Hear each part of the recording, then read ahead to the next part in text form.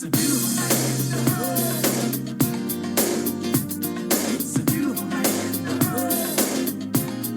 hanging out in the hood.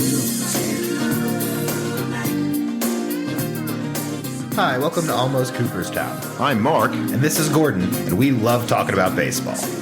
We're talking about interleague play here today, and when you look at it as something that's kind of talked about now in baseball, it's almost starting to be looked at as sort of a not good thing, that people don't really like it that much, that it's diluted something. And I remember when it came in I think it was like the mid-90s. 97. I was super excited as a kid, purely because it let me see players I didn't normally get to see play. You could have seen them on ESPN highlights, but I got to watch a game with Ken Griffey Jr. playing the Mets. Right. And that was, the original reason for interleague play was about attendance, thinking that if you have games against the other league, more fans show up. And was the case. It's not as much the case as it used to be, maybe still a little bit, more interest. But I agree. I think that the enthusiasm for interleague play is not there to the degree that it was in the past. I think, yeah, and it's unfortunate, but I think that it makes sense because also as time has gone on and your ability to watch and keep up with highlights and games and teams not in your area is so much higher these days, you're not, if you don't want to be, you're not cut off from following the Angels if you live on the East Coast like you were if you lived on the East Coast in 1995. Exactly. And so, interleague play, they had been talking about this. You can go back to Nap Lajoie, in the early part of the 20th century, who talked about trying to get it done. But it wasn't until the 30s when the great Bill Veeck, right, using Hank Greenberg as his general manager, was talking about having a 28-game, interleague season. It never happened, and finally didn't happen, and finally did happen in 1997. And at the beginning, it really created excitement, and fans showed up for the games. And those early Met-Yankee series, for instance, were, I still remember Dave Mlicki pitched the first interleague game against the Yankees, and he pitched a shutout, and not even many Met fans remember who the hell Dave Mlicki, much less spell it. But, I mean, it's interesting because, a couple weeks ago we talked about the All-Star game, and I think one of the things that has diluted interest in the All-Star game is interleague play. Absolutely, 100%. Because you can now see these players in a way that you couldn't. And instead of the All-Star game being the one chance outside the World Series to watch these teams play, you can do it kind of throughout the season.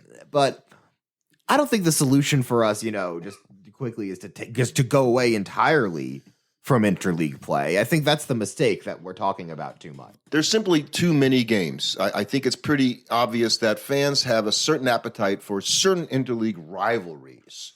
Right, and I think that's where you have to go with it. The idea of going away from interleague play entirely is dumb because, New York fans want to watch the Mets play the Yankees. Every year. There should be 6 games minimum interleague Chicago play. fans want to watch the White Sox play the Cubs. LA fans want to see the Dodgers play the Angels. Yeah, but then you go further down the line, right? You get past about 9 or so natural interleague rivalries. So you need to do the big ones, but then the other ones, you give them a couple token regional series to play in an effort to develop some regional rivalries. But nobody needs to watch the Cleveland Indians play the Arizona Diamondbacks. Are the Red Sox and the Phillies some sort of a natural rivalry because they're both on the East Coast? No. We don't need. They've been around a long time. Right. And so sometimes there's not going to be a good natural matchup for them. So in that case, you just pick a regional one because it makes the most sense to. But it's going to, because obviously, at the same time, if not everybody's doing it, okay, a couple teams play one other team in 2 series during the year. And as a percentage of the season, there's, I think, something like 18 interleague games. So a little bit more than 10% of your games are interleague games. Well, in the NFL, it's actually 25% of the games are interconference games. Again, it's hard to compare a 16-game season, now 17-game season, to 162. But to me, it seems like there's too much that can happen in these non-important interleague rivalry games that can affect the race. I guess at the same time, I'll say, is it just because of the race that those 18 games would have been better served? Are we that much better watching the Mets play 18 games against the Reds and the Rockies than we are against watching them play the Tigers and the Mariners. The premise I'm saying is you want to win the National League. You have to beat the National League teams in order to represent the National League in the World Series. The Interleague is kind of fun, but when, in my opinion, when it becomes too many games, it takes away from the league championship a little bit. And I think one of the things that they messed up is originally throughout the year, I remember when interleague play started, interleague play was like specific weekends. Right, exactly. And that made it cool because it was an event. Oh, this weekend the teams are going to play different teams. Now it's just like there's like one random interleague game kind of a night. That had to happen because in 2013, when the Astros switched leagues, and they joined the American League, each league has 15 teams. Well, I'm not really good at math, but you're gonna always need to have somebody either have an off day or an interleague. So this is sort of a trap that they ended up in, continuing the interleague play, that they have to have an interleague game every single night. They're kind of forced into having to expand to 2 more teams, which I think. I'm surprised they haven't done. It's been a long time since they've expanded. It takes a long time. Look, we've had a discussion on this podcast about expansion. It's coming for sure. And Vegas is likely. Yeah, one other team. And when they do that, I bet we see a realignment of how they do interleague play because then it's a lot easier. But do you think they'll have fewer interleague games? I mean, do we really need 18 I think we will. Games? I think we will because for one, it's annoying for the players by a travel thing because you can't really work those games in on like a swing a lot of the time. So it's like a one-off series where you randomly leave home in the middle of a road, in the middle of a homestand to go play like the Blue Jays. The Blue Jays would leave like playing in Toronto for like a homestand to like come play 3 games of the Mets just to go back to Toronto to keep playing. I don't know if that's actually the case, but that's how it feels. And actually, it's 20 games since 2013 each season that each team plays in interleague play. But not only that, in 2020, somehow, and this really struck me, there were 298 interleague games in last shortened season of 60 games for each team. The year before, there were 300. So as a percentage of the total games played last year, there were way more interleague games. I think that's normal. more of a function of them trying to play regional games. So you didn't have teams like the Mets played less games against West Coast opponents. Yes, that's true. So you would play just so that you weren't only playing your division rivals every single game. You played interleague, so you'd play the AL East instead of playing the NL Central or West. It does have to do with regional matchups for sure in the COVID season last year. And over the years, the American League has done better than the National League in general, 52% overall, which is actually not that significant when you think about it. And that has only come closer because the National League had the better record in 18 and 19 to sort of catch up a little bit. Right, because I do remember the AL was considerably better for the first set of years in interleague play, and then the NL has been better performing recently. But the even this season, in terms of the race and how it affects teams' chances, right? The San Francisco Giants this season are 9-5 in interleague games. Okay, somehow that adds to their ability to be in first place. Certainly, it's certainly helped them. And there are some teams that have played very few interleague games for some strange reason, like the Astros are 2-5 in interleague games. They've got 7 interleague games, and the Giants have 14. That's a big difference. And the Astros have 60 wins, so you would think they're going to do better, as time goes on in interleague games. But right now, that's actually hurt their overall record. They've got 13 interleague games floating around out there. So the Braves are 3-12 in interleague games this year. Weird that they're just, but like. At the same time, it's just like, are interleague games lesser valued just because they're just not against your own league? That's what I'm trying to say is, I think particularly if you, like, let's say you're going to match up division against division because it's easy, the East against the East. And so that the Orioles are traditionally struggling team, and there's a few struggling teams in that division if you're the National League East, and you're going to get to sort of fatten up on those teams to a degree that's going to help your overall record, whereas the other team may not have the same ability to play the AL West. Right, they're playing the A's and the Astros, and so their record gets. So that's the complaint a lot of the time is that if you get a soft year, it's really going to advantage the team that plays the lesser teams in that particular rotation. And I think it has too much of an impact on division races, on playoff races. Now, I went back and tried to find some statistics to back this up. It's really hard to pull that stuff out. I have to do a better job of really getting into that because that's because it almost mirrors a football strength of schedule argument where you're saying, oh, you know what? Because this year you're playing two of the easier divisions, you have a much easier schedule this year. But baseball doesn't do that, right? But they do through interleague play. Well, because you're playing a random division in interleague play. It's scheduled though, years in advance. You're going to play this division and that division. But you do that. That happens in football because of it.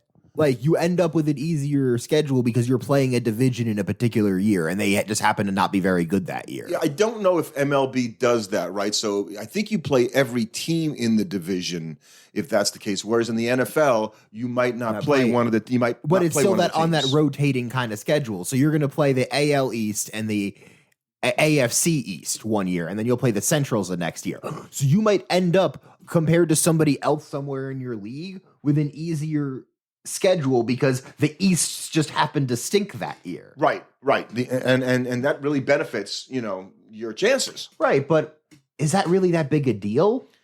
I think it's if you're vying for a division crown. So winning the division this year, particularly in the National League, right? You've got the National League West, which is going to provide what looks like to be all the wild card teams, right? So if you're the East or the Central, you have one shot to get to the playoffs. You have to win the division, and you really would not like it if, in fact, your rival has a chance to beat up on Yeah, but so do you. Yes, you have a chance to. You play those same teams. Right. So in a league this year, it's probably better in the National League because all the teams in the West will make it, independent of the fact that Eastern teams might have played a weaker. I don't think you're wrong. I just think it's interesting to think about from a perspective of, I don't think it's that the interleague games make it easier or harder for any one team, because any team they would be. The only thing that makes it harder is for the wild card spots. Right. That's where it matters. Because if the NL West is playing patsies in their interleague game and you're having to play a much harder division, then you're like, wait a second, you get to beat up on them when I'm having to struggle with like the White Sox. That's an excellent point. The division title, you play the same opponents. It's the wild card race that it matters for, and it can make a big difference for. And you could lose the wild card very easily, because you could have your strange schedule was more difficult than the other wild card team. So since the introduction of interleague play, the American League, we said, has the better one loss record. In fact, they won the season series through 2018 17 times, including 14 straight times, which is pretty amazing, right? For only having 52% of the overall wins, they just happen to always happen to edge. Right, exactly. So and it made me think about, so why would there be any reason why the American League might fare what would probably be slightly better, right? Not necessarily, hugely better. The only thing I can think is that it's not as much of a disadvantage losing the DH as it is having the advantage of having a guy specifically on your team that's meant to be a DH. You nailed it. I had the same thought going. I guess having a DH on your roster who's there and all that, whereas if you're a team like our Mets, you've got actually a bunch of DHs, they would be okay. The Mets are okay, but compared to teams, other teams are like, it's not like a lot of teams have a guy where they're like, or even the guy that you're putting in as the guy, like you might have a guy like the Nationals might be like, oh sweet, we could put Schwarber as DH and he doesn't have to play the field. But if the guy you're putting in for Schwarber is all defense and no bat, now props to Schwarber, who actually has played pretty well in the outfield this year, so we get on him a little bit. But he's just the example. If you have the Mets would do the same thing with Dom Smith in left field. You bump Nimmo over and you put Pilar in center. But is having Pilar in the lineup over having a pitcher? How about I'll do you one better. How about the Giants? How about Buster Posey? Right, so having a great season and all that, having games where he doesn't have to catch and he can just hit will extend his effectiveness through the season. Yeah, the guy that might play behind him may not be a great hitter, but it's the wear and tear on Posey. That's a specific case as a catcher. But it can happen if you look around. It can happen, yeah. So those are a couple extra games you get to sneak away, and that's why he's also in playing first. Right. They're just trying to give the guy rest, more than anything else, and keep his bat in the lineup. So, do you think that the interleague play will come down? You said when they add 2 more teams. Now we've got 32 teams, so you can play. So, do you think they'll take it down to maybe 6 games or 9 games? I think the players aren't hugely into it. The fans aren't hugely into it. So I think if you condense it down to just the important regional rivalries, and then if you need to float games, you just play proximity games. So Right. the Phillies and the Red Sox might not have any rivalry, but they're close to each other. So Right, why and, not? And they've been around a long time. And they've been around a long time. But I don't think you have, like, not as we go, but we used to be the Philadelphia. No. Basic fans that were born after 1980 don't care about that. So there are 9. I'll give you 9 rivalries. You tell me if you agree with these. Okay. Rangers and Astros. Yeah, keep it. Battle of Texas. Right. Yeah, Okay. Orioles and Nationals. keep it. Okay. How about Giants A's? Mm-hmm. Reds and Guardians. Yes, Okay. Royals and Cardinals. you got to keep that That one. is the I-70 series.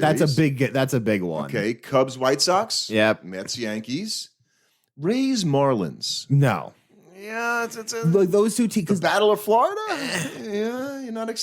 Are they two young teams that you can't have that kind of history built up either in franchise because they're relatively new? There's just nothing No there. juice. There's just no juice No there. juice there. How about Dodgers Angels? That feels like a one-sided rivalry. It feels like that scene from Mad Men where the guy's in the elevator talking to Don Draper, and he's like, Don Draper's just like, I don't even think about you. That's kind of how I feel like the Dodgers are to the Angels. They're like, the Angels are like, we're catching up to you. That's the Freeway Series. We've got Come Ohtani, on. we've got Trout, and the Dodgers are just like, there's no juice. We're playing don't for a care. world championship. What are Yeah. you guys doing? selling social media stuff. Like, they just don't care. Are you familiar with the I-94 series? No. I'm guessing Twins? Yeah, good. They're very good. And the Milwaukee Brewers.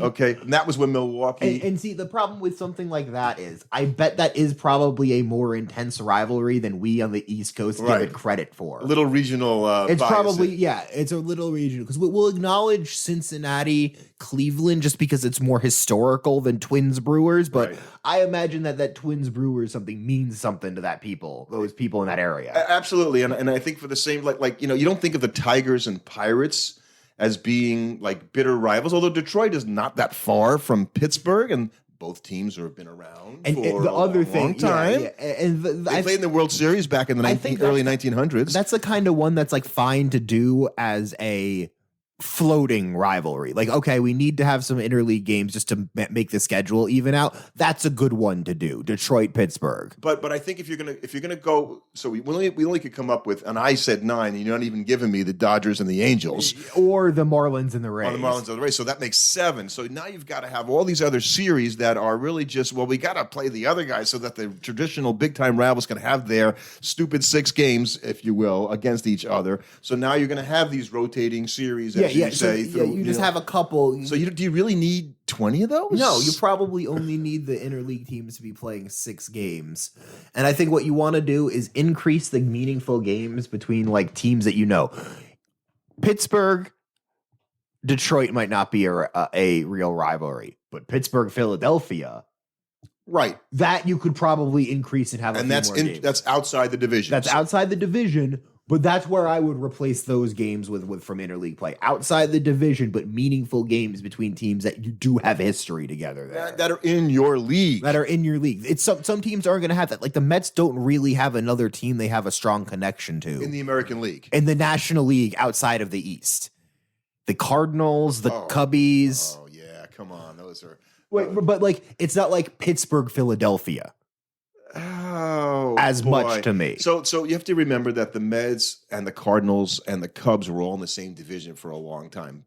Little before you were really right. So that's also, I think that's where those would probably be good interleague, like extra games to pick up, and while reducing the number of interleague games, right, and not just defaulting to be like, oh boy, we got another Mets Braves, Mets Phillies, Mets National series. You already have something like, I think 18 games. Keep with 18 games against your division rivals. I don't need to see more. I don't need to see more of those games. In fact, and I got that this year when watching the hockey. You know, when they didn't, because of COVID, they had no travel. Like the Islanders played the Penguins and the Rangers and the Flyers. I got a million times. I'm like tired of seeing these stupid teams. They played. So I would rather see the Cubs more than twice a right, season. Right, exactly where I'm going. And you can only make You used to make 2 trips to the West Coast to play, the West Coast teams. I think they only make 1 now. Right. Increase. So alternate years. 1 year you go out to the Go out twice? Heartland.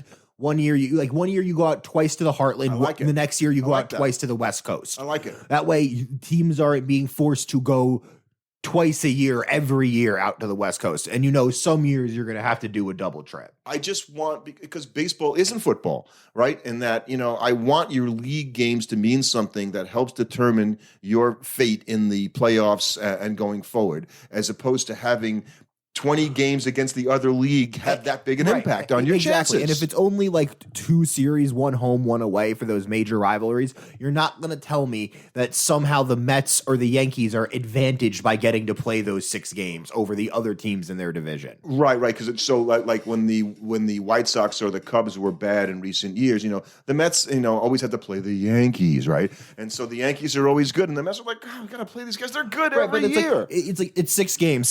Those 6 Not so much this year. You can't point to those 6 games and say that's why we didn't make the playoffs. That won't be the determining factor. 20 games might be the determining factor. Against a division that's having a bad year. Like if you're playing the National League East, you might look at that this year and say, well, this is the year you want to play those guys because the Braves are struggling. Or the Phillies are struggling. You get lucky. You get the NL West, and for whatever reason, this year you're not playing against the Dodgers and the Padres, so you play a series against the Giants and then the D-backs and the Rockies. And then you get like the Pirates in your NL Central series, and you're like, oh, hello, yeah, bring it. We like not because those teams are bad, but that's like a huge advantage if then your division rival played like the Brewers, the Padres, and the Dodgers, and they're just like, okay, we got beat up in our interleague games. So there's no reason anymore, right, for attendance, because that really isn't the driving force for interleague games. And if they try to tell us it's attendance, that's bullcrap. I agree. Because they don't make their money from attendance anymore. You make your money from TV. Yeah, the marginal difference in crowds, if it even exists, is not enough to make that the underlying reason for having more interleague games. In the only places where it maybe makes a difference in attendance is major metropolises. Yeah, and I know I said that goofily, but it's not metropoli. Metropoli, but New York. There's always so many people in New York. Having another team from a city that isn't normally there will help maybe sell it. Like you might sell out a game you might not sell out on a Wednesday afternoon against the Phillies. Yeah, the Texas Rangers are in town. You want to go see the Texas Rangers? It's not about you and I. It's about the people from Texas that are in New York that will go to the game. Oh, that's a good point. So in New York, it matters. Okay. In LA, it matters. Okay. I don't think it makes that big a difference in Pittsburgh. I don't think it makes that big a difference in Cleveland. In those places that aren't giant tourist cities. Yeah, I mean, you'll have your fans that are traveling through that wants to watch their team playing away. It's not like it's not like Kansas City. You're not going to have that many New York fans that are going to be there to make an appreciable difference in your interleague games, especially across the spectrum. Like there might be enough, Miami Marlins fans coming to see them that they'll go see them in Yankee Stadium for whatever reason. I think if the Marlins were a better team and the Rays are good, you actually could get some juice in that rivalry. The problem is it's also tough with the New York because if you're a fan of either, let's say you're a fan of your team, you're going to have a chance to come see them because they're going to be coming up there to play either the Mets or the Yankees. So it's not like, oh, there's only one team in here. So if I'm a fan of the Angels and I live in Milwaukee, I can only ever see the Angels when they come to play Milwaukee. It's not like they're going to show up and play some other team some of the time. It's this interleague thing, so that isn't going to happen in our new alignment, right? The Angels might not play Milwaukee for 10 years. Right, and that's okay. Yeah, I agree with that. Because people that are like the number of fans that you're catering to in that are so small. Because you're catering to the people that want to go to a baseball game, that live in a town that's distinctly different from their team's town. And it's a town that's the hometown of another Major League Baseball team in the other conference. Those are the people that are most served by interleague baseball. So you have your one rotational every year, 6 games against your rival. Mm-hmm. Okay, and maybe you add another series or 2, and you can rotate You don't even have to have it be. You could just rotate it through the random, 16 it could just teams be in the random league. teams, And then so that maybe you only play them every 15 years or something like that. You play the other team. Yeah. So what? So what? Oh yeah, remember when the Mets played the Royals back in 2005? That's what it's going to be like, and I think it'll be fine. Because your ability to follow a team, watch a team, be a fan when you don't live in the same city that your team plays in, it's so easy now. Seeing it in person doesn't mean what it used to. It's not the only way. Thanks for listening. Subscribe to our podcast on your favorite platform. And you can follow us on Twitter at Almost Coop. the hood.